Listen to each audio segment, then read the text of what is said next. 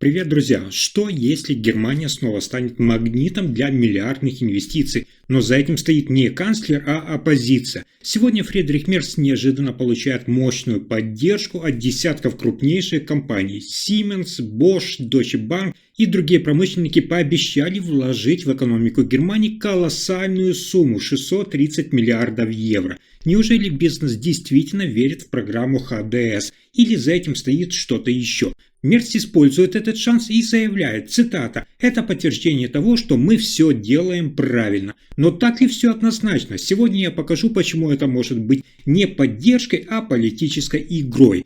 Мерц говорит, цитата, «Германия снова привлекательна, но скептики возражают. Большая часть этих денег и так была запланирована ранее, просто сейчас их преподносят как политический успех». Тем не менее, сам факт – это удар по тем, кто называл Германию страной упущенных шансов. Мерц показывает, он умеет говорить с бизнесом, осталось доказать, что он способен не только обещать, но и выполнять.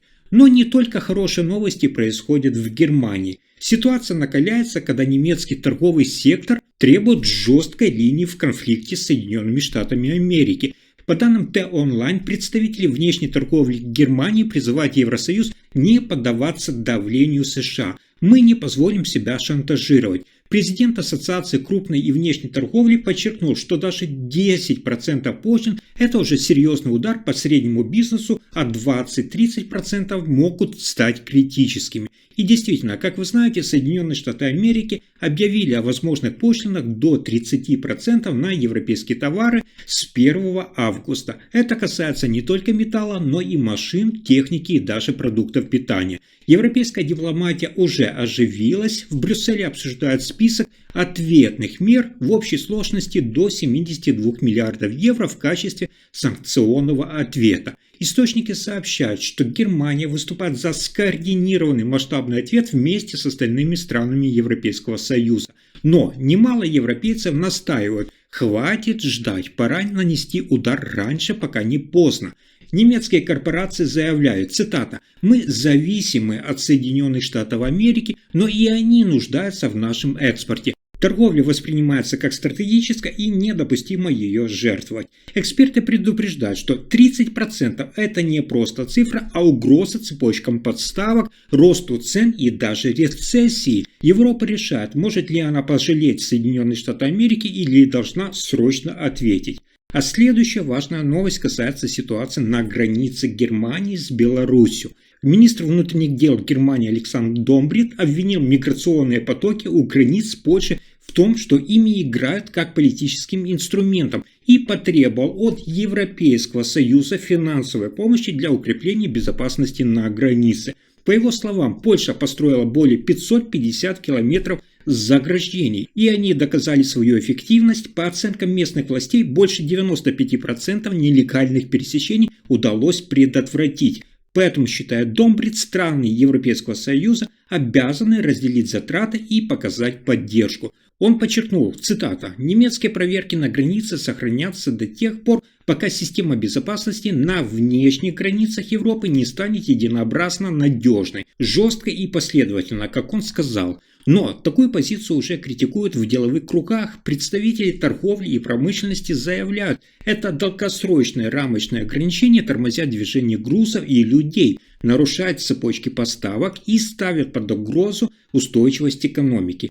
Так складывается новая европейская повестка, одновременно борьба с нелегальным въездом и напряженная борьба за единство внутри Европейского Союза. А теперь тревожная новость, которая случается не каждый день. Пилот рейса Delta Connecticut совершил очень резкий маневр после того, как над ближайшим аэропортом Минота пролетел американский бомбардировщик Би-52. Уже при заходе на посадку экипаж внезапно заметил близкий маневр бомбардировщика. Пилот мгновенно изменил курс и объяснил пассажирам, это было вынужденное решение. Он искренне извинился, цитата, «Это не была обычная ситуация, никто из нас не ожидал Би-52 в этом коридоре», сказал он спустя время уже после приземления. Кстати, пассажиры даже записали видео, атмосфера была очень напряженной, но пилот постарался успокоить всех. Теперь идут расследования. Федеральное управление гражданской авиации и авиакомпания SkyWest проверяют ситуацию. А военно-воздушные силы США также обещают разобраться с координацией с гражданским контролем. Этот инцидент, на самом деле, это тревожный сигнал, потому что Air Force располагает радарами рядом с Минотом, но оповещения экипажей рейсов почему-то не поступают. Если вы еще помните, то на фоне недавнего столкновения армейского вертолета и гражданского самолета возле Вашингтона ситуация сейчас особенно тревожна. А теперь финансовые новости Германии.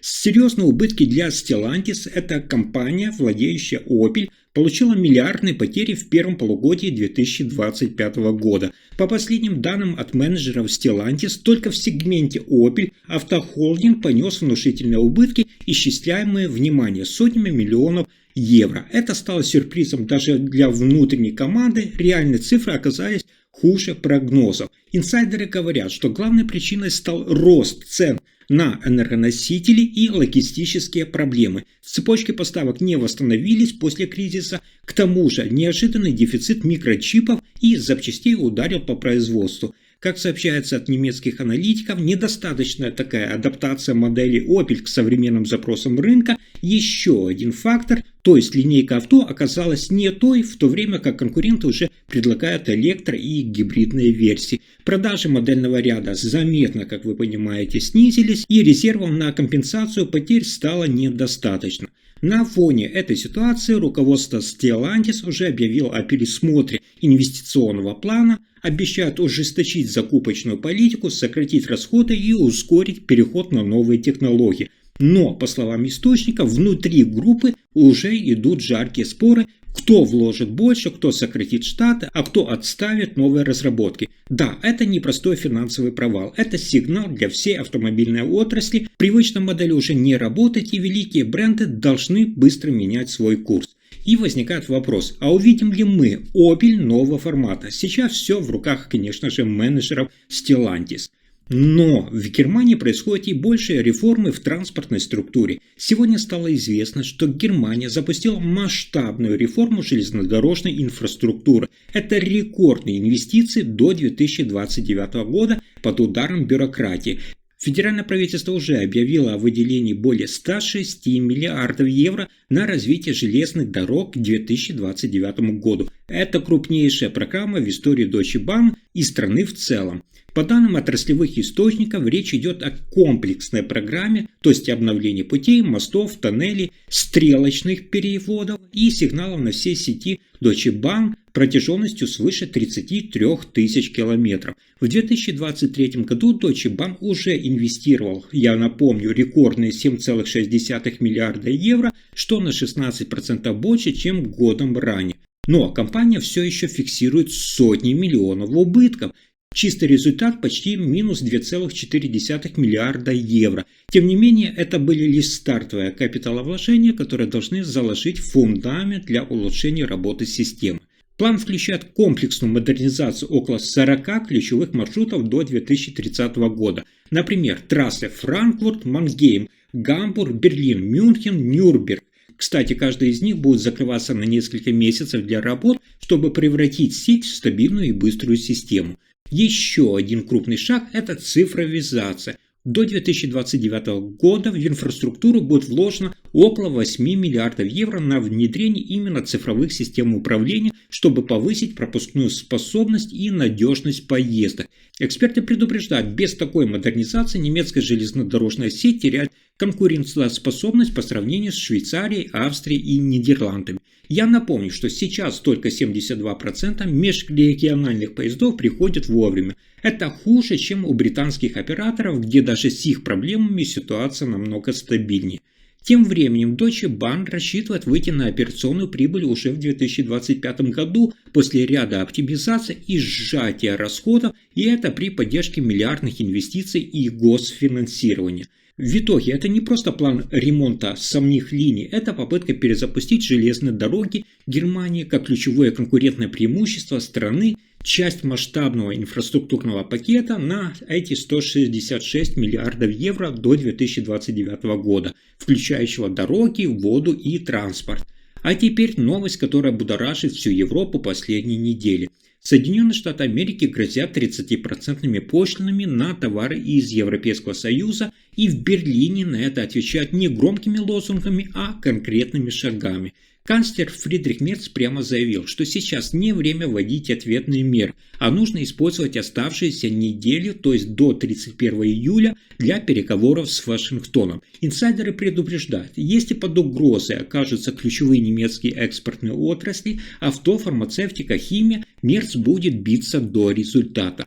В Еврокомиссии тем временем обсуждают возможность активации антикризисного инструмента. Он позволяет вводить пошлины, квоты, ограничения для Соединенных Штатов Америки, например, Amazon, Netflix, инвестиции и госзакупок. Франция и Германия уже договорились сохранять единый фронт, переговоры идут, но внутри Европейского Союза все-таки раздоры, кто-то за жесткий ответ, кто-то хочет задержки ради новых договоренностей.